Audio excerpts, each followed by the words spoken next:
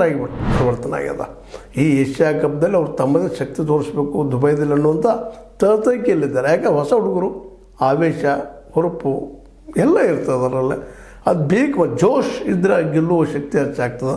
ಆ ದಿಶೆಯಲ್ಲೇ ಒಂದು ಪಾಕಿಸ್ತಾನದ ನಾಯಕತ್ವ ಸಹಿತ ಬದಲಾಗ್ಯದ. ನಮ್ಮಲ್ಲಿ ಹೇಗೆ ಈ ಒಂದು ನಮ್ಮ ಏನಪ್ಪ ಅಂದ್ರೆ ವಿರಾಟ್ ಕೊಹ್ಲಿ ಅವರು, ಶರ್ಮಾ ಅವರು ಹೋದ ನಂತರ ಹೆಂಗೆ ಬೇಕಾಗಿದ್ರು ಅಲ್ಲೂ ನಮ್ಮ ಈ ಇದರಲ್ಲೇ ಪಾಕಿಸ್ತಾನ ಟೀಮ್ನಿಂದ ಸಹಿತ ಈ ನಮ್ಮ ಹಳಬರು ವಿಶೇಷವಾಗಿ ಈ ಬಾಬರ್ ಆಜಮ್ ಮತ್ತು ಮೊಹಮ್ಮದ್ ರಿಜ್ವಾನ್ ಇಂಥವರೆಲ್ಲ ಬಲಿಷ್ಠ ಆಟಗಾರರು ರಿಟೈರ್ ಆಗಿದ್ದರಿಂದಾಗಿ ಈ ಹೊಸ ಹುಡುಗರ ಮೇಲೆ ಜವಾಬ್ದಾರಿ ಭಾಳ ಇದೆ. ಅದರಲ್ಲೂ ಕ್ಯಾಪ್ಟನ್ ಸಲ್ಮಾನ್ ಆಗಾ ಇವು ಒಳ್ಳೆಯ ಆಟಗಾರ ಅಂತೇಳಿ ಕೇಳ್ಪಟ್ಟಿದ್ದೀವಿ. ಅದು ಈಗ ನೋಡ್ಬೇಕಾಗಿದೆ ಆಟವನ್ನು.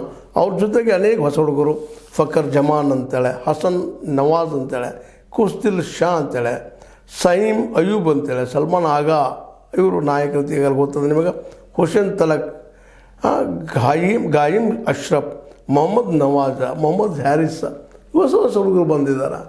ಹೊಸ ಹುಡುಗರು ಹೊಸ ಶಕ್ತಿ ತೋರಿಸ್ಬೇಕಾಗಿದೆ. ಇನ್ನು ಇವ ಶಕ್ತಿನ ಗೊತ್ತಿಲ್ಲ. ಯಾಕಂದರೆ ಒಂದು ಕಾಲಕ್ಕೆ ಪಾಕಿಸ್ತಾನ ಟೀಮ್ ಅಂದರೆ ಯಾರಿಗಾದರೂ ಭಯ ಆಗ್ತಾಯಿತ್ತು. ಅದರಲ್ಲೂ ಭಾರತ ವಿರುದ್ಧ ಆಡೋ ಮುಂದಂತೆ ಇಮ್ರಾನ್ ಖಾನ್ರಂಥದ್ದು, ಅದರಲ್ಲೂ ಮುಖ್ಯವಾಗಿ ಜಾವೇದ್ ಮಿಯಾಂದಾದ ಇವತ್ತಿಗೂ ಸಹಿತ ನೆನಪಿನಲ್ಲಿ ಬಿಡ್ತಾರೆ. ಯಾಕಂದರೆ 1986ರಲ್ಲಿ ನಡೆದಂಥ ಆಸ್ಟ್ರೇಲಿಯಾ ಕಪ್ದಲ್ಲೇ ಚೇತನ್ ಶರ್ಮಾರು ಕೊನೆಯ ಬಾಲ್ನಲ್ಲಿ ಸಿಕ್ಸರ್ ಹೊಡೆದು ಆ ಕಪ್ಪಲ್ಲಿ ಗೆದ್ದಿದ್ದು ಇವತ್ತಿಗೂ ಸ್ಮರಣೀಯ ಅದ. ಅಂಥ ಆಟಗಾರ ದಿಗ್ಗಜ ಆಟಗಾರಿದ್ದರು.